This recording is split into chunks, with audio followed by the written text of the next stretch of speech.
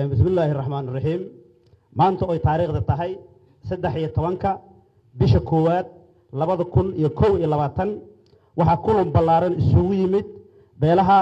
kala duwan ee Soomaaliyeed waliba beelaha Jareerweyne kulanka oo agaasinkiisii iyo qabagabadiisii uu lahaa ugaaska beelaha Shambara Suudaanka guud ee beelaha Shambara Suudaan Awar kulanka gabagabadii waxa ka soo baxay walmurtiyeed وقرن سيد سو سعطة كو بلها شنت شمبرة يا بلها جريريني وبيل ملك يا ميسان كله دمان ديانة سوماليات جارهان صوت أن سنترال سوماليا أو كونفورتا يوهو سوماليا جارهان قبل هذا جبوينكا يا قبل كبنادر نو أيدجان أنت بدل بلها شمبرة mana aqbali doonaan beelaha Shambara oo deegaanada dega inay kor joogto ka noqdaan hab qaybsiga saamiga siyaasadeed iyo mid bini'aadanimada oo ay ku leeyihiin deegaanada kor ku xusan laba beelaha Santa Shambara iyo beelaha Jareerweyne guud ahaan waxay taariikh fog ku leeyihiin kamira dhalinta xornimada wadanka waxaana lama iloowaan ah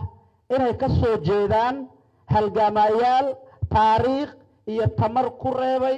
hogaankii iyo xornimadii saameynta ku lahayd ee gumaysiga dirirka wadanka Soomaaliya hadii aan ka xuso waxa kamid ah halgamaano Sibuunde iyo halgamayaal kale oo fara badan uu kamid yahay halgamaa Jibriil oo ah halgamaagii Jubal Shabeellada Hoose iyo Jubbooyinka saddex beelaha Shambara iyo beelaha wadadega ee beelaha Jareerweyne waxay marnaba ogolaan doonin dayaca siyaasadeed ee lagu la dhaqmay maamulada hadda ka jira Soomaaliya mana aqbali doonaan inay helin xuquuqda saxda ah ee matalaada farca dadkooda iyo farca bulsho oo ay ku beeran yihiin deegaanada kor ku xusan afar waxay ugu dambeyn beelaha ku shiray dalka ama magaalada Muqdisho ay gaarsiinayaan madaxda dalka ugu sareysa oo ugu horeeyo madaxweynaha Soomaaliya ee heer federaal iyo mas'uuliyiinta ugu sareeya ee wadanka inay dib u eegis ku sameeyaan saameynta qoontada loo asteeyay beelaha Jareerweyne gaar ahaan beelaha Shambara ee Jubbooyinka gobolka Banaadir aysan ogolaanaynin qaybta kaga soo aaday ee markii horeba loo asteeyay qaab aan sharci ahayn shan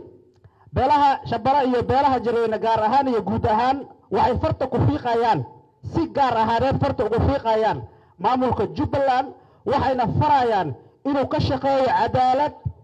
hab qaybsi siyaasadeed oo ay helaan beelaha wadadega deegaanadaasi iyadoo loo eegayo tiro iyo tay ahaan siday ugu nool yihiin lix waxa sidoo kale baaqan ay la wadaagayaan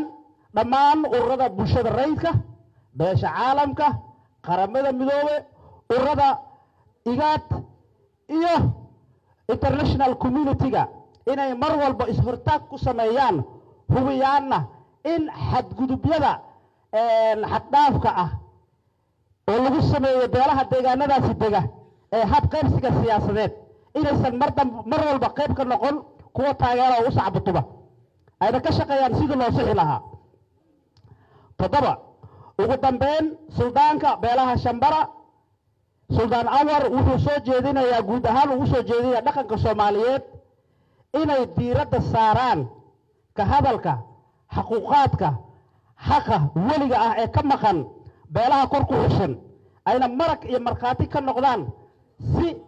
cadaaladda iyo kala dambeynta iyo dal u dhiska iyo dib u dhiska dalkaani u soo laabto